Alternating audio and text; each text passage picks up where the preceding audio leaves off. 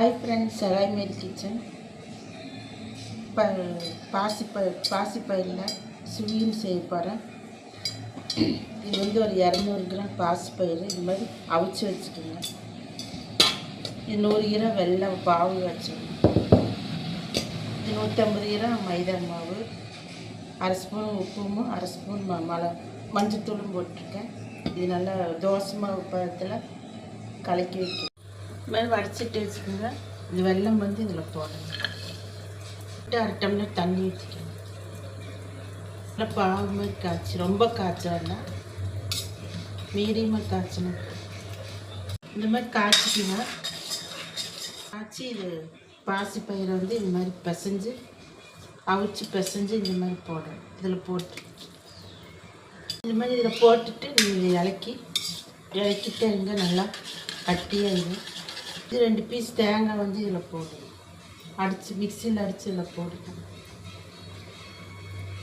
துருவியும் போடலாம், நீங்கள் மிக்சியில் இந்த மாதிரி அடிச்சும் போடலாம். போட்டு ஒரு அரை ஸ்பூன் ஏலக்காய் பொடி போட்டுக்கணும். போட்டு நல்லா அப்படியே இலக்கிட்டே கொஞ்சம் கட்டியாக இந்த மாதிரி அப்படியே இலக்கிட்டு இந்த மாதிரி கட்டியானது நீங்கள் சூடானது இந்த மாதிரி உருண்டை உடிச்சு வைங்க. உருண்டை உடிச்சிட்டு அந்த மாவில் முக்கிட்டு எண்ணெய் ஊற்றி சூடாகிட்டு தோசை பழத்துக்கு இந்த மாதிரி நீங்கள் கலக்கி வச்சுக்கணும். மாவு நல்லா கட்டி இல்லை. இந்த உருண்டை சூடானது இந்த மாதிரி உருண்டை உடிச்சு வச்சுக்கணும்.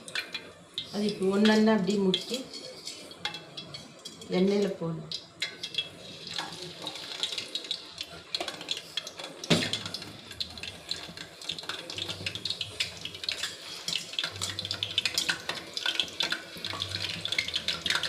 சைடு வந்ததுக்கப்புறம் திருப்பி போடணும்.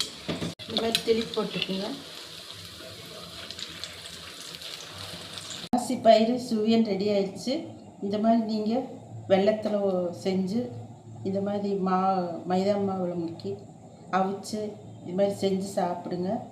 நல்லா டேஸ்ட்டாக இருக்கும். ஸ்கூல் வர பிள்ளைகளுக்கு நல்லா செஞ்சு விடுங்க. இது நல்லா ஹெல்த்தியான டிஷ்ஷு. அதனால் ஈவினிங் ஸ்நாக்ஸாக அதை செஞ்சு விடுங்க. செஞ்சு கொடுத்து சாப்பிட்டு எப்படி இருக்குன்னு எனக்கு கமெண்ட் பண்ணுங்கள், லைக் பண்ணுங்கள், ஷேர் பண்ணுங்கள், சப்ஸ்கிரைப் பண்ணுங்க ஃப்ரெண்ட்ஸ்.